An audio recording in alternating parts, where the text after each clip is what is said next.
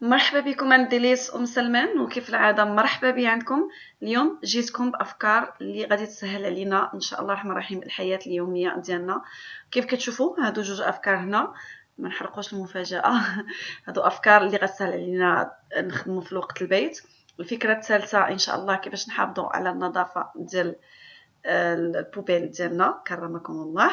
والفكره الاخيره ان شاء الله الرحمن الرحيم هي كيفاش نقتصدوا في المواد المنظفه الاله اللي كنغسلوا بها المواعين ان شاء الله.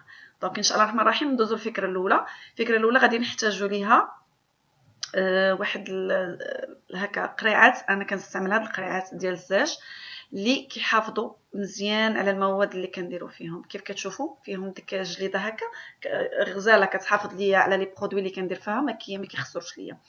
دونك الفكره ديال اليوم هي كيفاش نسهل توجد الكيك ديالي، موفن ديالي، والاشياء اللي كندوز بها الفطور والغوتي ديال لا سيمين كامله.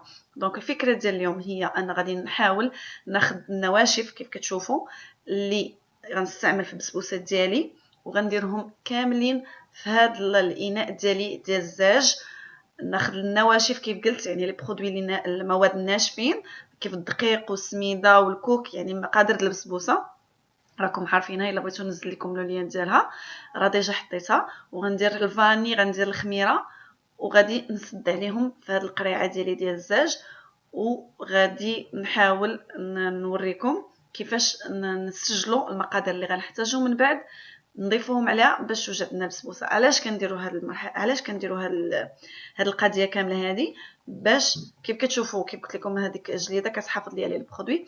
علاش؟ باش ان شاء الله الرحمن الرحيم في اوكور د لا سيمين هذا الشيء انا كنديرو الفان سيمين، يعني كنديرو سامدي وديمونش كنوجد مثلا بسبوسه كنديرها هكا، كناخذ الموفن ديالي كنديرهم حتى هما في قريعه، مثلا براونيز او اي كيك ولا شي حاجه اللي نتوما اونفيزاجين انكم ديروهم في اوكور د لا سيمين، كتوجدوهم كاملين لا فان سيمين وكديروهم في هاد القريعات. وكتاخذوا ورقه بحال مثلا هذه بسبوسه وكنكتب عليها المقادير اللي خصني نزيد على هذوك النواشف ديالي باش تجيني العمليه سهله ديال الكيك ديالي ولا بسبوسه ولا كيف قلت لكم براونيز ولا اي حاجه نتوما اونفيزاجتو. انا بغيت نعطيكم غير فكره، نتمنى نكون وصلتها لكم.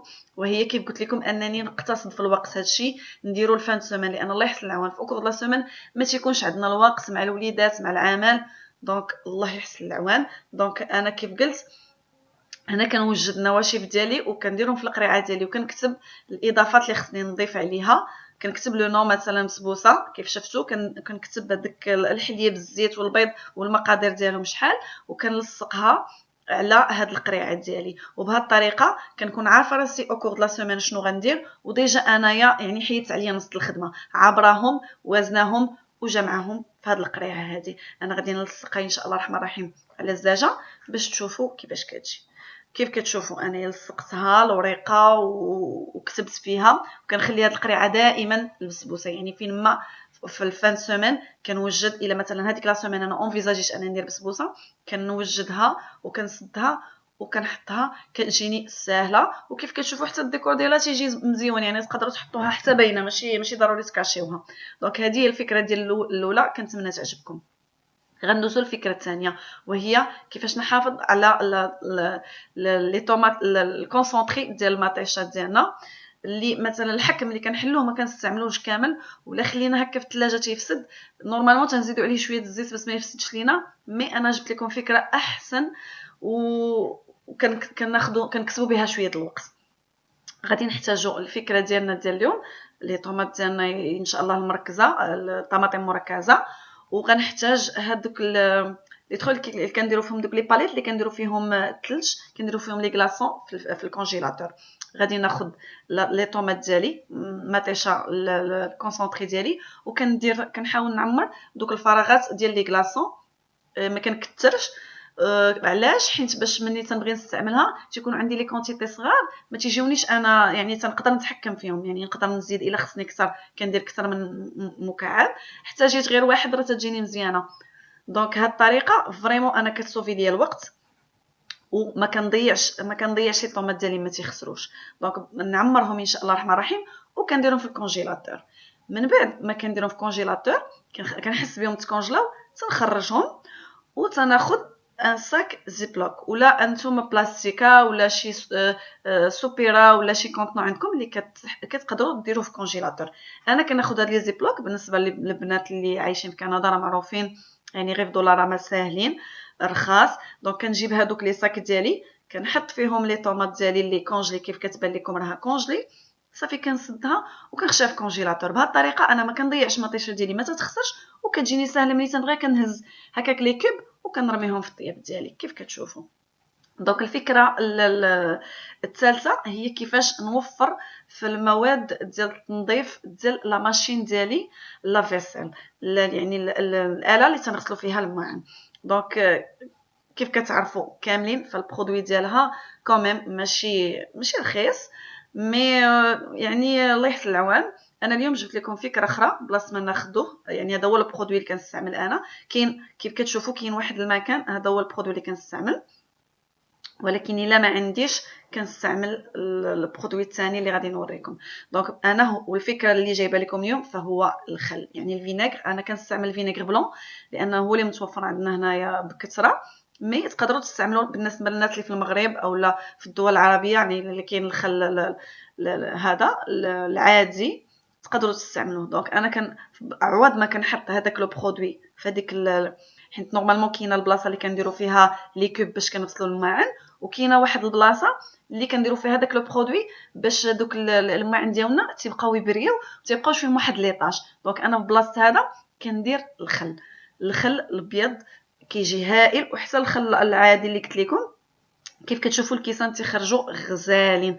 دونك تنوفر كتير كتير كتير يعني الا ما كانش البرودوي يعني ناقص حنا عندنا تديروا دي سبيسو تناخذوا الا ما كانش ناقص فريمون تنستعمل الخل لا ماجوريتي طون وغزال يعني يكونوا اكيدين انه تيخرج الماعن غزالين ماشي برودوي نيطواياج ولكن البرودوي اللي تيخلي الماعن تيبريو. يعني الناس اللي عندهم هاد لا ماشين راه عارفين كيفاش. انا جبت لكم طريقه اقتصاديه وسهله ويعني الخل دائما تيكون موجود في كل بيت وبالطريقه تنخليهم بيناتنا تيبريو.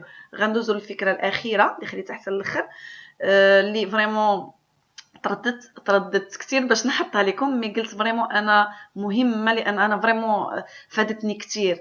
لهاد الفكره غنحتاجو بلاستيك اللي كنديرو في لابوبيل اللي كنحطو فيهم كرمكم الله الزبل ديالنا ولي ديشي ديالنا وغنحتاج لاستيك. كيف كتشوفوا هذه لابوبيل ديالي باش نحافظ عليها يعني لما واحد المده طويله نقيه وما كنحتاج انني اشاك فوا ندير الزبل نحيدو خصني نغسلها وراك عارفين كتولي الريحه. وهذا غادي نوريكم كيفاش الميكا ما تزلقش لان الميكا ملي تتزلق تيدخلوا لي ديشي تيدخلوا في لابوبيل وتتولي واحد الريحه ما زويناش وتتولي لابوبيل مسخه واشاك فوا خصنا نغسلوها.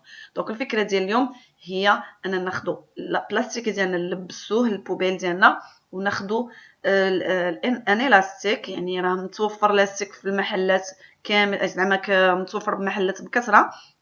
غناخدو غنعقدو قبل ما ندورو على البوبيل ديالي كنعقدوه مزيان وكيكون صاغي يعني نعبروه وعاد نعقدوه وكيف كتشوفوا كندورو على البوبيل وكنخلي الصاك هابط يعني حتى الصاك ديال البوبيل ما ناخدوش تخو صاغي نخليوه يكون كبر شويه من البوبيل ديالنا.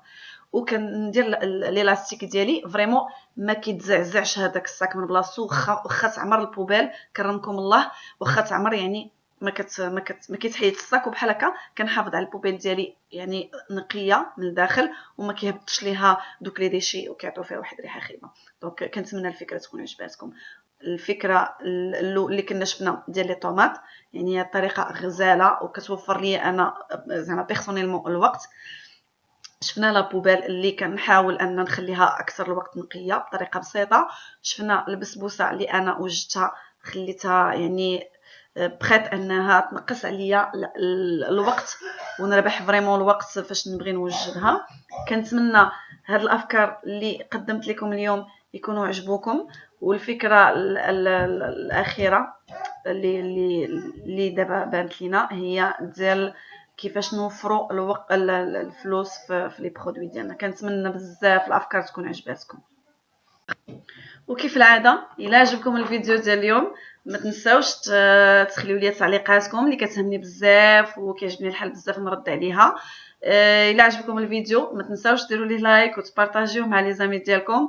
وبالنسبه لي الله اول مره تيشوف القناه ديالنا تنقولوا مرحبا بكم مرحبا بكم والف مرحبا.